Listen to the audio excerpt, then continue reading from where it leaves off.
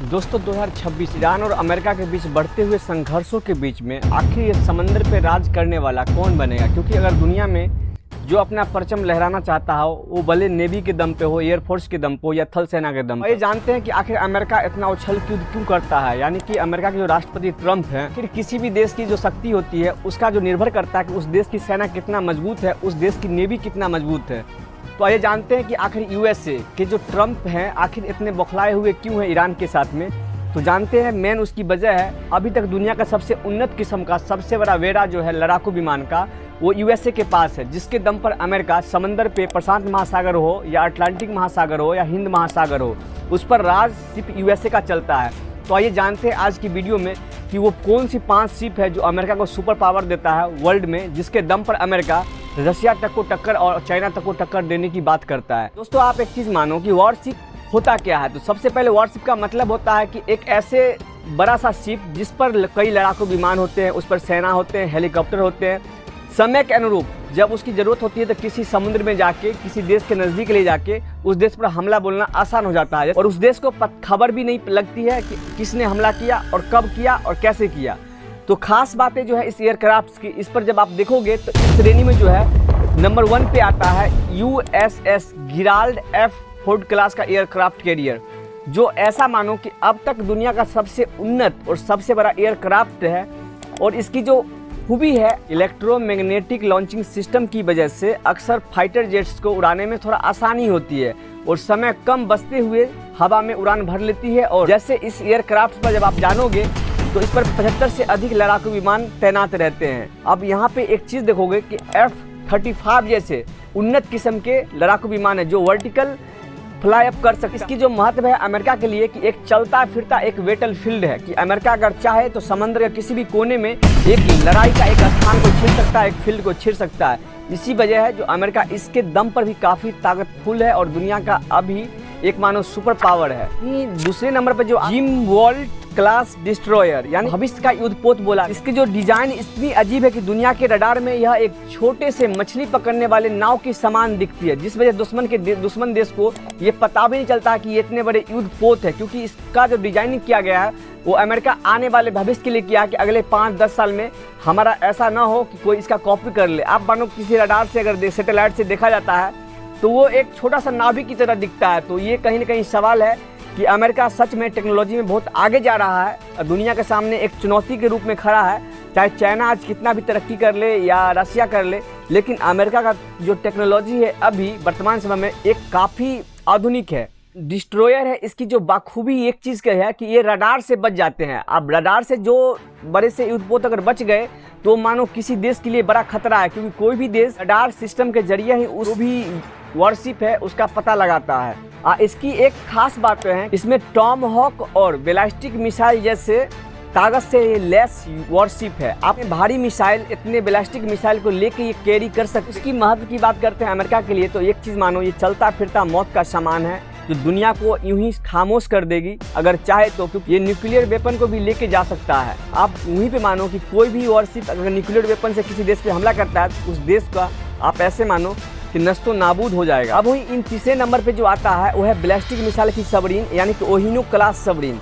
आप ऐसे तो मानो कि हालांकि यह एक पनडुब्बी है, लेकिन इसे युद्धपोत की श्रेणी में सबसे ऊपर रखा जाता है क्योंकि इसे साइलेंट किलर के नाम से भी जानते हैं। इसकी मारक क्षमता असीमित है क्योंकि ये समुद्र के अंदर से जाके किसी देश के आसपास जमीन मतलब पानी के अंदर से ही उस देश पे वार कर देता है, यानी कि मिसाइल लॉन्च करके उस देश को नस्तो नाबूद करने की शक्ति रहती है। और इसकी ताकत ऐसे है कि ट्राइडेंट सेकेंड D5 बैलिस्टिक मिसाइलों से ये लेस है, यानी कि अमेरिका के अभी तक में एडवांस वर्जन जो मिसाइल है एक बार में वो कई मिसाइलों को लॉन्च कर सकती है और अपने न्यूक्लियर वेपन को उस देश पे जाके डंप कर सकती है और उस देश के ये पनडुब्बी जो है एक साथ कई ठिकानों को निशाना बना सकती है, क्योंकि ये अभी के समय में सबसे उन्नत है और भविष्य को देख के इसे डिजाइन किया गया है। इसे अमेरिका का जो है अदृश्य कवच कहा जाता है। जैसा कि आप स्क्रीन पर ये देख सकते हो कि इसे अमेरिका का आप ऐसा मानो कि ये रीढ़ की हड्डी है, क्योंकि इसे अमेरिका को बहुत ही काफ़ी शक्ति मिलती है कि अमेरिका को बिना देखे हुए अमेरिका का सुरक्षा करता है ये पनडुब्बी। अमेरिका के जो सबमरीन के आखिर अमेरिका के डिस्ट्रॉयर के नंबर में जो है एलिग वुड क्लास डिस्ट्रॉयर जो है यह अमेरिकी नौसेना की रीढ़ मानी जाती है। 70 से ज़्यादा ऐसे युद्धपोत अभी वर्तमान में शामिल है, जिसका संख्या जो है आप अटलांटिक महासागर, प्रशांत महासागर और हिंद महासागर में इन तीनों जगह तैरते हुए आपको मिल जाएंगे समुद्रों के बीच में। लेकिन जो इसकी खास जो ताकत है, इसमें आप एगिस कॉम्बैट सिस्टम लगा हुआ है जो एक साथ सैकड़ों हवाई हमलों को ट्रैक करके उसको अपने से डिफेंस कर सकता है, उसको हवा में ही नष्ट करके गिरा देता है। और यह मिसाइल डिफेंस, एंटी सबमरीन और सतह पर भी हमले करने में माहिर है, यानी कि अगर उस डिस्ट्रॉयर के नीचे कोई सबमरीन जा रहा है तो उसको भी डिटेक्ट करके उस पर जवाबी कार्रवाई करके हमला करके उसको भी डुबाने की कैपेसिटी रखता है ये डिस्ट्रॉयर। वॉरशिप की जो मेन खास बातें हैं कि बेहतर सुरक्षा और डिफेंस की भी बात करता है, यानी कि हम एक उन्नत हमले की भी ताकत रखता है। दोनों को बैलेंस करता है, खुद सुरक्षा भी करना है और दूसरे पे हमला भी करना है। ये दोनों का एक अच्छा बैलेंस है यूएसए के लिए। वहीं पर 5वें नंबर में जो सबसे ताकतवर जो उसका वॉरशिप है वो अमेरिका का क्लास एम्बिफियस असॉल्ट शिप। ये विवरण देखने में तो यह एक एयरक्राफ्ट कैरियर जैसा लगता है, लेकिन इसका मुख्य काम जो है समुद्र में जमीन पर हमला करना है।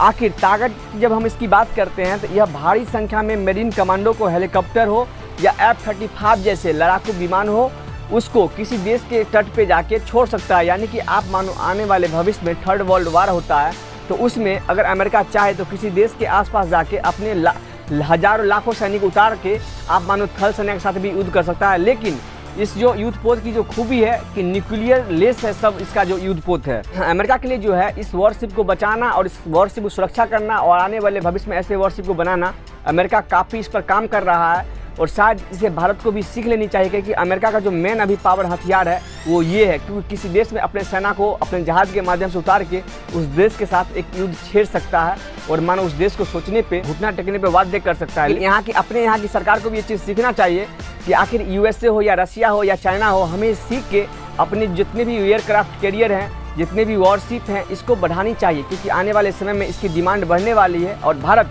जैसे अर्थव्यवस्था में बहुत तेज़ी से ग्रो कर रहा है अपने रफ्तार से, तो उस मुताबिक में आपको सोचना पड़ेगा कि जैसा आप देख सकते हो कि भारत को भी इस सेक्टर में बहुत अच्छे से काम करना है, रिसर्च एंड डेवलपमेंट में, क्योंकि भारत आज भी डिफेंस के सेक्टर में बहुत किसी अन्य देश पर निर्भर है। जैसे आप मानो इजराइल पर निर्भर है, यूएसए पर निर्भर है, रशिया पर निर्भर है। और शायद हमें नहीं लगता है कि भारत को आत्मनिर्भर होना चाहिए, वह डिफेंस के माध्यम में, क्योंकि आज जो अपनी सुरक्षा कर सकता है वही किसी देश को जवाब दे सकता है।